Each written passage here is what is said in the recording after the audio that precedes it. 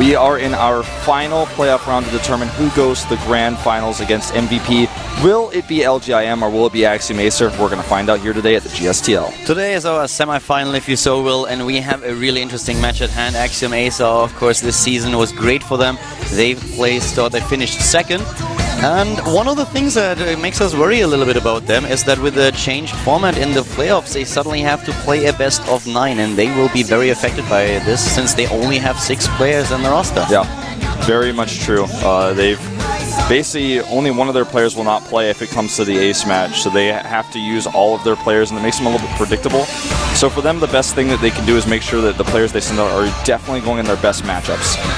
I actually think that one of the teams that really benefits from the change of the format is MVP. They have always such a huge roster and always players that really come through for them.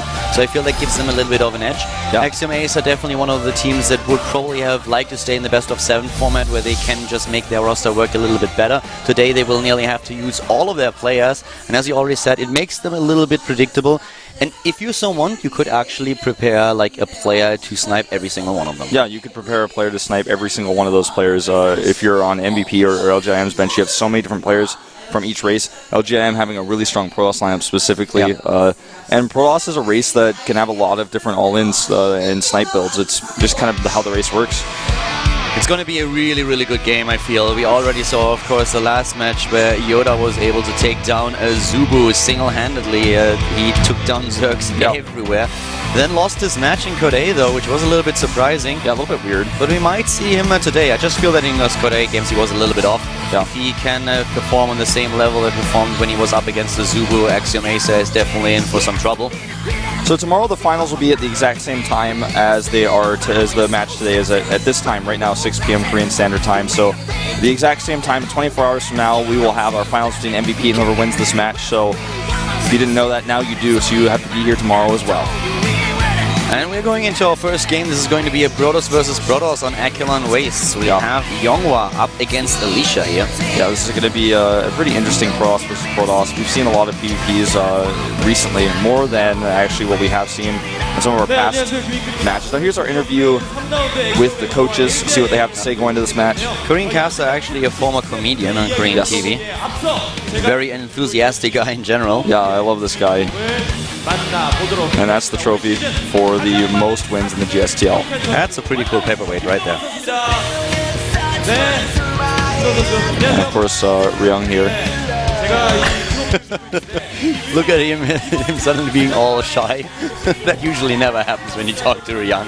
He's the biggest troll ever. And when you have a guy like this talking to you songs, it can be a little bit nerve-wracking. So much energy. He knew since last week that he was going to get the award because it's impossible for anyone else to pass him. 오늘 기회만 온다면 다승왕 다운 경기력으로 다 이길 수 있도록 하겠습니다. If he gets a chance today, he wants to be able to prove why he won this award.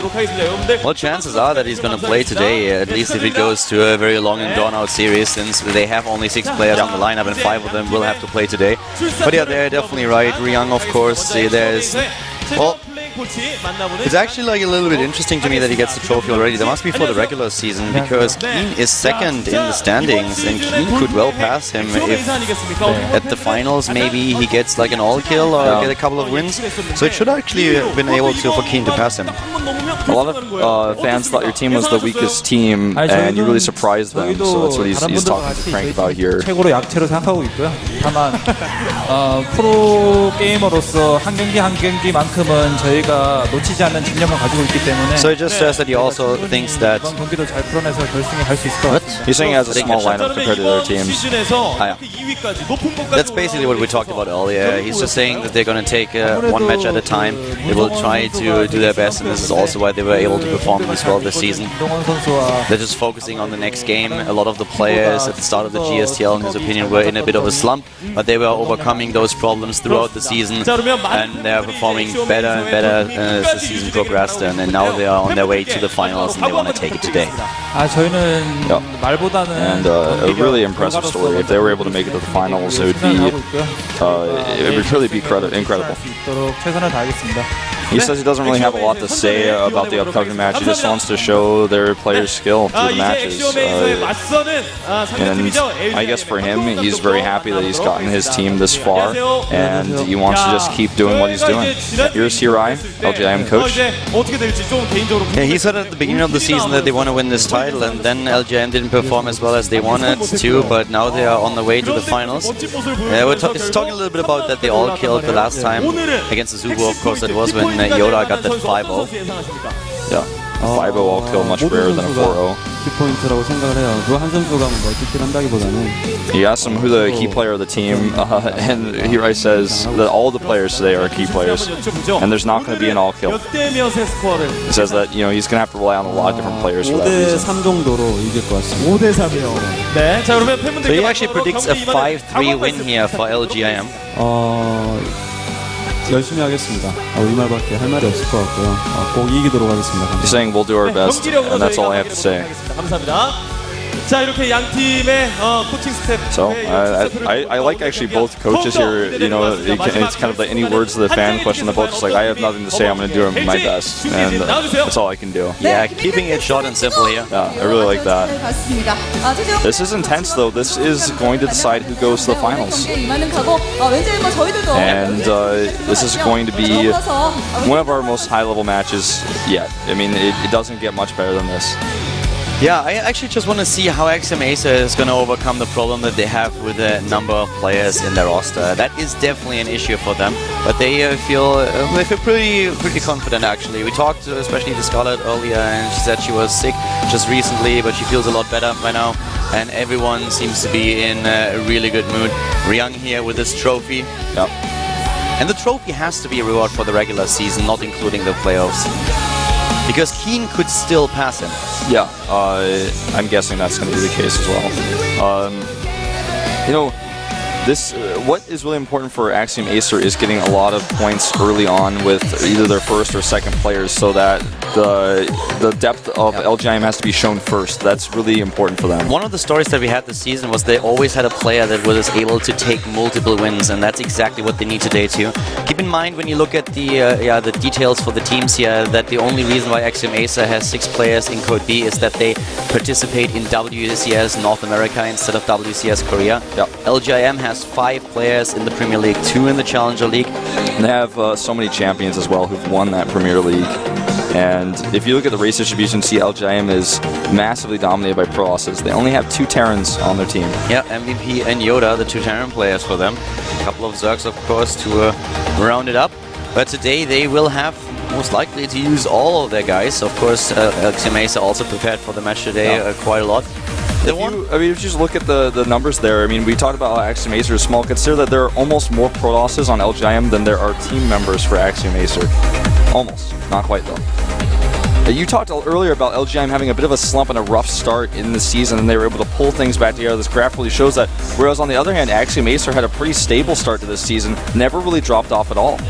Look at their wins as well. 4-1 versus Prime, 4-0 versus StarTel, taking out two good teams there. Some of their other matches at the beginning of the season, though, were pretty close. 4-3 over MVP and a 4-3 over LGIM. So they did already beat LGIM earlier this season, and they already beat MVP once as well. Yeah. The one thing that you need to keep in mind when we talk about LGIM is that before the playoffs, they actually fell to StarTale, and that was something where they were really disappointed, especially since they sent out MC as the last player to take down Bomber, and Bomber took the game. Of course, this guy is in such a good position right now. He's taking down so many Terran players in particular in the round of 16 at WCS, advanced now to the round of 8. But in general, LGIM, they tend to rely a lot on names. And not always are those guys able to come through for them. So they have to be really careful. In the past, especially in 2012, they sometimes were a little bit cocky and they got punished for it. Yeah.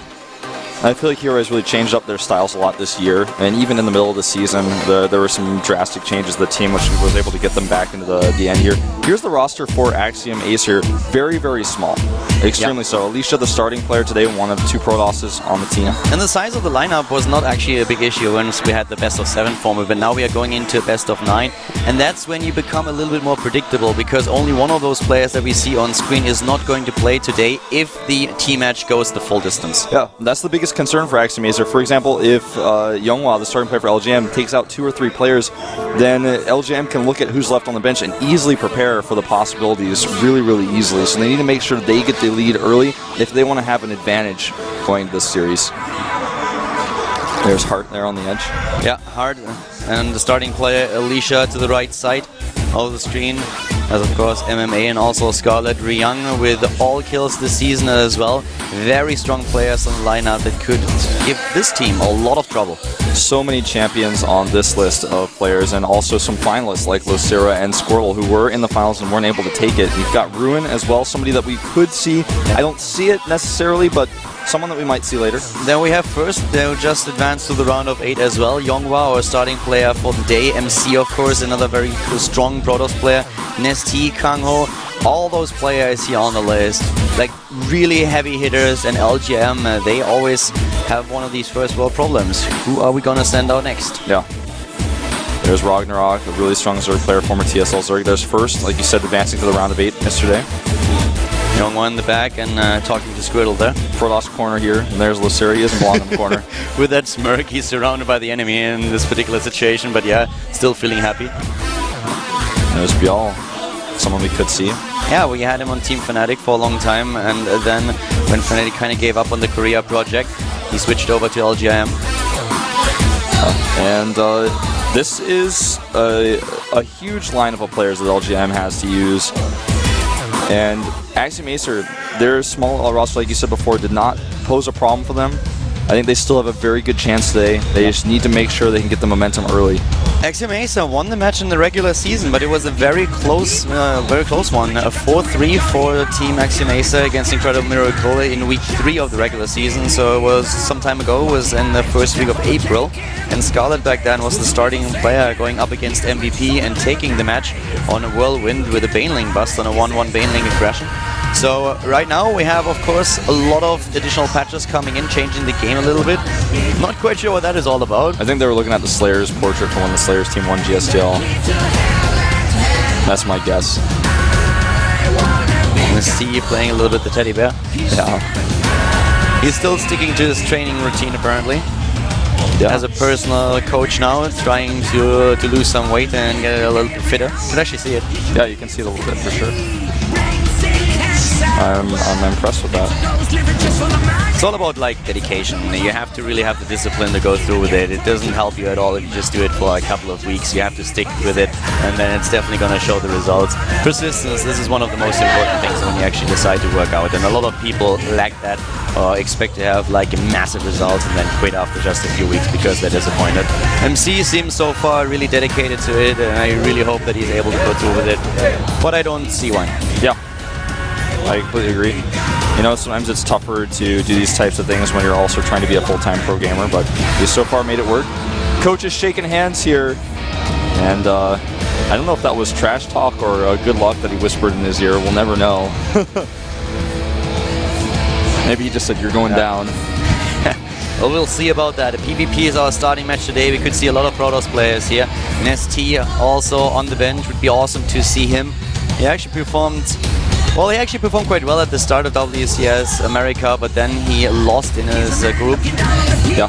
Was taken out by Jim. That was actually a really incredible series. Jim, the Chinese player, was able to take the group, and in a very, very decisive manner. I mean, this guy, he didn't drop a single map as far as I know. This will most likely be our only Protoss versus Protosses. There are only 2 Protosses on Axiom-Acer, and I don't think Crank will specifically target the Protoss versus Protoss, and I don't think LJM will target him either if he comes out. He may be the player who does not come out. It's not something that we can know, but would not be surprised if that's the case. No, if you have another PvP, I could actually see Ruin come out today. He lost his match in Code A, but he actually did a really good job. He was going up against SOS, and he at least took a map of SOS.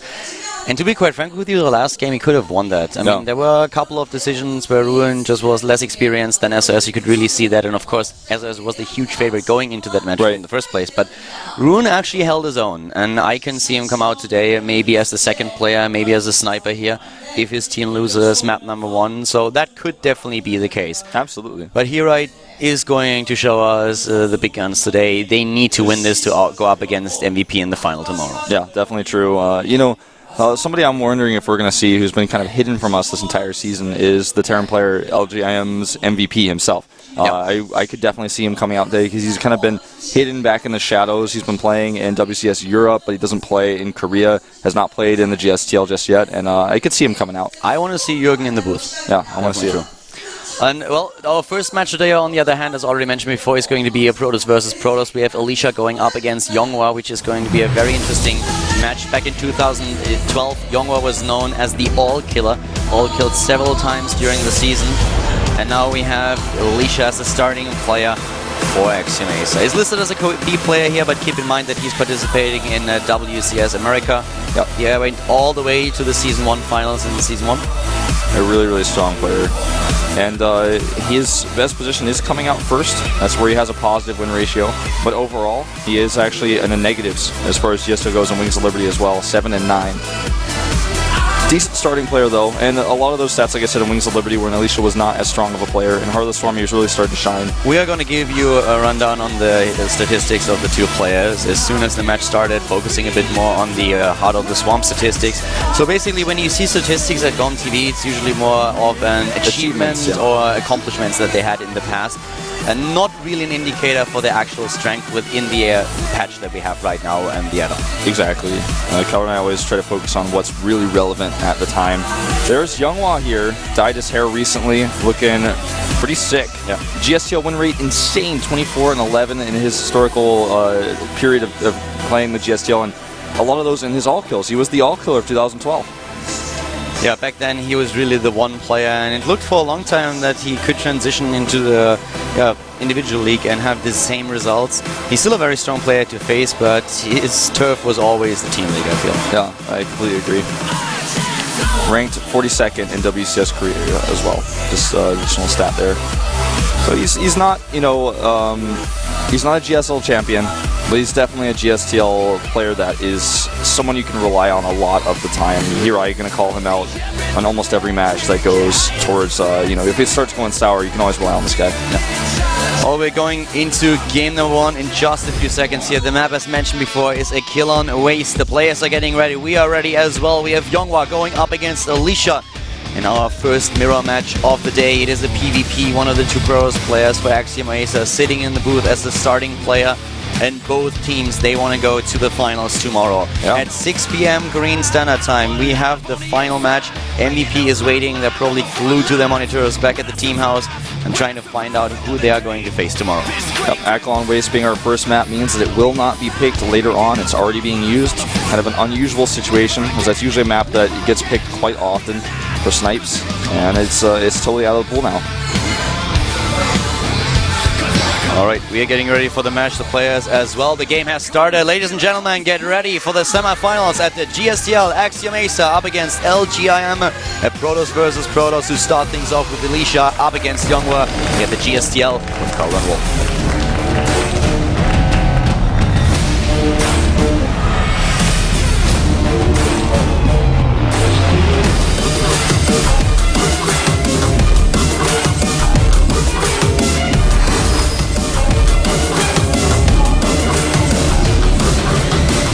Starting to the bottom right here, the semifinals of the GSTL, we have the starting player for Team Axiom-Acer. It is Axiom-Acer.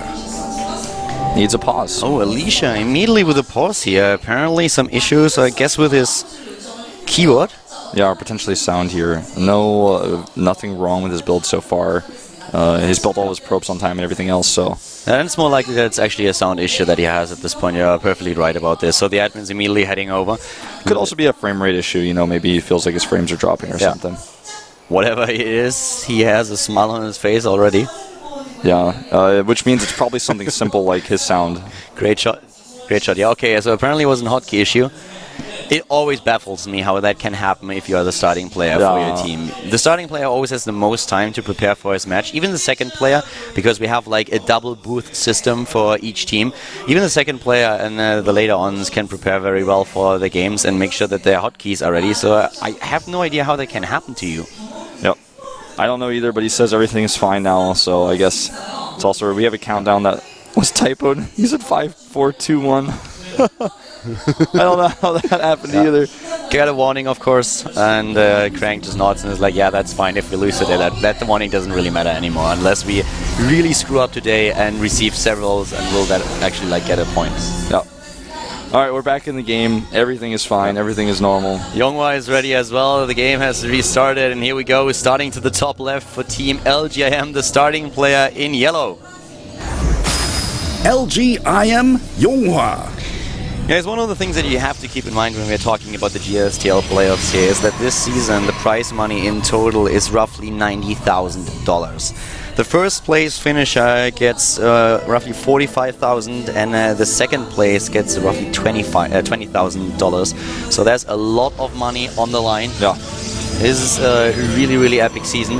And we were talking a little bit about giving you statistics for those two guys that we have on screen right now. So let's talk a little bit about the Protoss versus Protoss in Heart of the Swarm for Alicia and for Yonghwa. The statistics that GOMTV usually supplies you with on screen are more achievements that they had throughout the entire StarCraft 2 career, also including Wings of Liberty. But if you want to judge their strength, you always have to focus on Heart of the Swarm, of course. So let's have a quick look at Alicia first. Alicia so far has played 8 maps in PvP and offline, of course, and he won only 2 of them. So this is not really the matchup where he shines. He lost to Hero in a best of 5 and he lost to SOS in a best of 5. Something that definitely has to be remembered here, since those two are very strong opponents to face. But if you then just go ahead and you look at the statistics for Yonghwa, it's a very different picture. Yonghwa in Heart of the Swarm has faced 19 Protoss opponents, has played 19 PvPs, and he won 53% of them. Took down opponents like Super, like Stats, Avenge several times, Parting as well at the beginning of March. So a very strong opponent to face here in a mirror matchup. And if we look at the statistics alone, Yonghwa is the favorite here. But I'm pretty sure, since both of those players knew about the matchup beforehand, that we have very specific builds prepared for both of them. Yeah, completely agree. So just as far as build order differences go, we had a faster gases taken by Yonghwa, but then he mined a little bit less at first, and then it's kind of evened out as they both put triple in.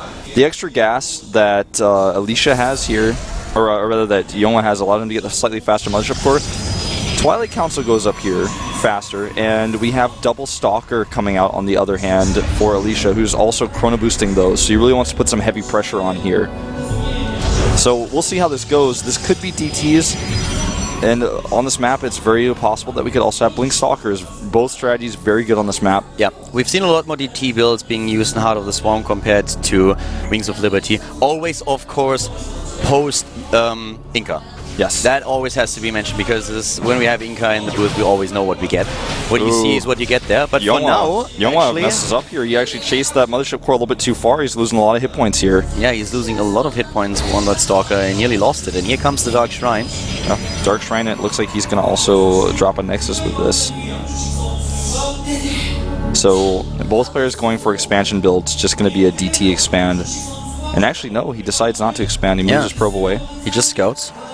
There is one sentry at the ramp, so if he sees the Ripple, he could go for it. And we have him also with a robotics facility, which is really important.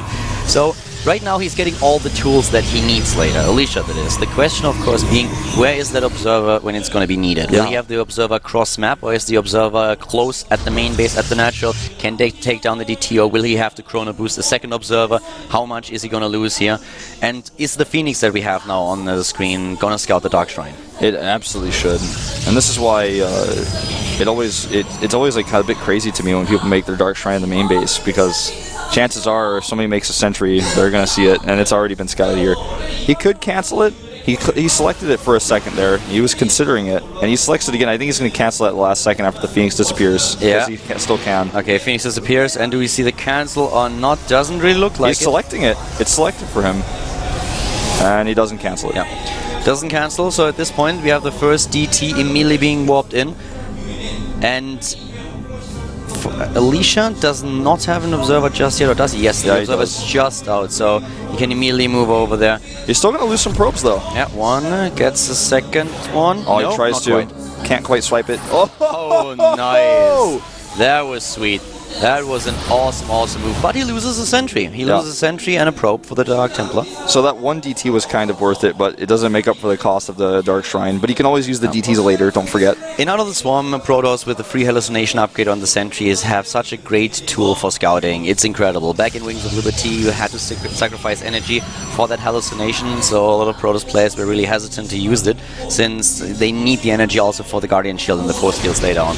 But now we have the second Phoenix being sent out. It scouts the War Prism, so Alicia knows about everything that's going on here. Yeah, this should be an easy defense here. And, you know, he actually sneaks by a little bit. He may get 1 or 2 probes, but that's all he's going to get. The Observer, though, not too close by. Ah, he made a cannon. Nice. He wants to escape here, but cannot. Yeah.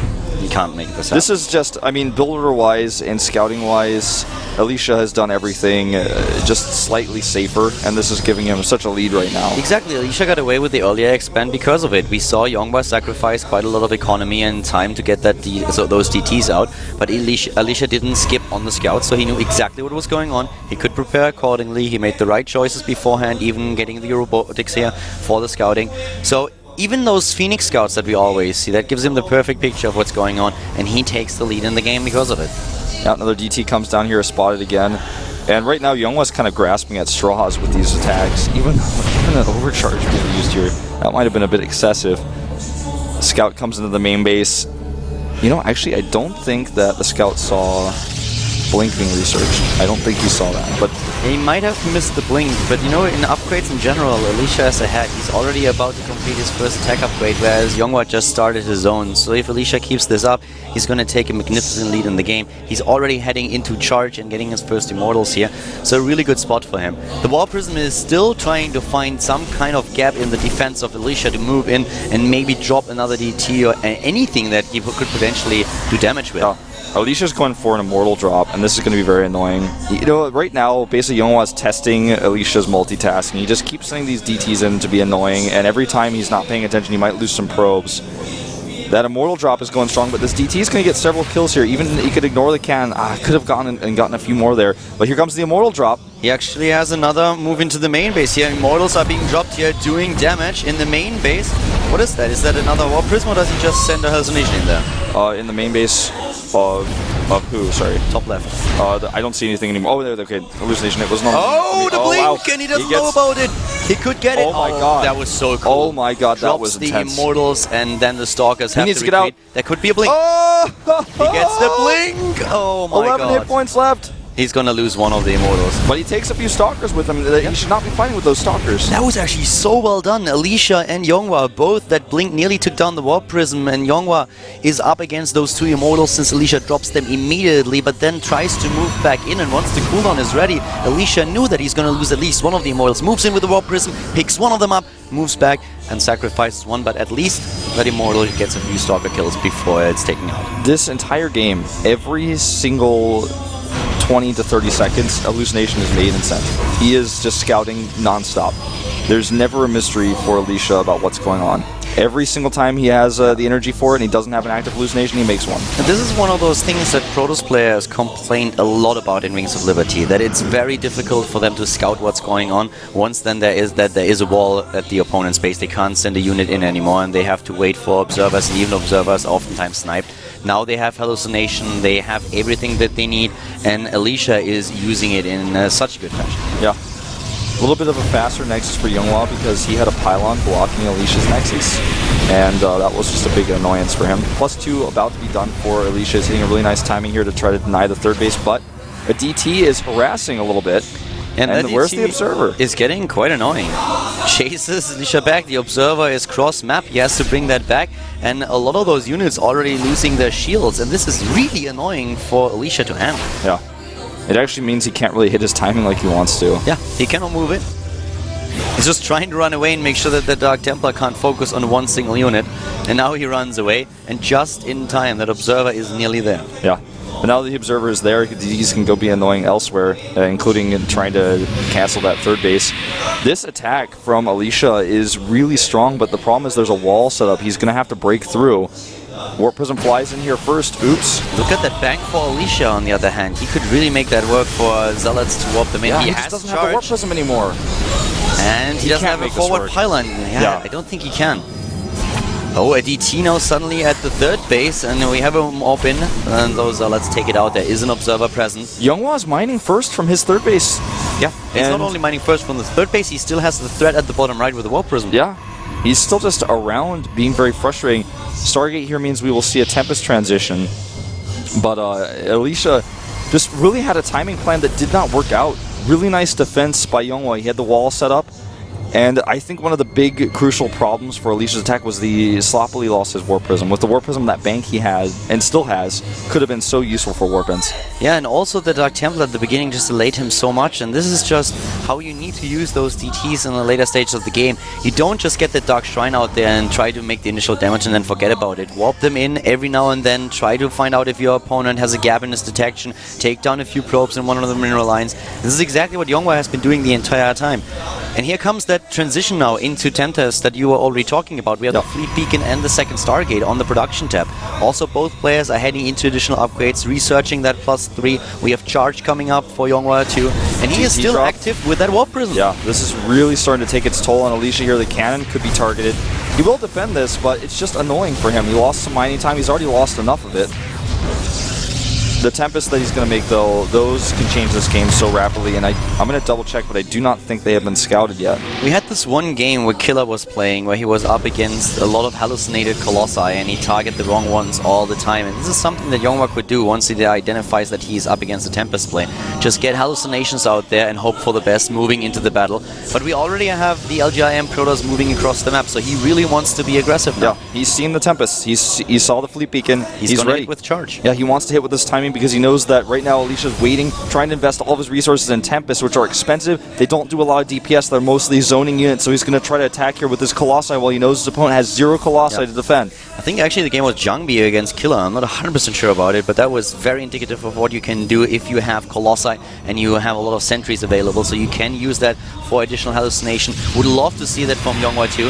He's going into additional Archons. He's waiting for his charge upgrade. He's getting a lot of gateways behind it for the next round of Warpins. He does have a few sentries, Scouter, and I think he will probably use that hallucination upgrade. He's just going to run in here. Time Warp is baited. Doesn't really look like he's going to use it. He seems Feedback to be on the Mothership reluctant. Core, really smart here.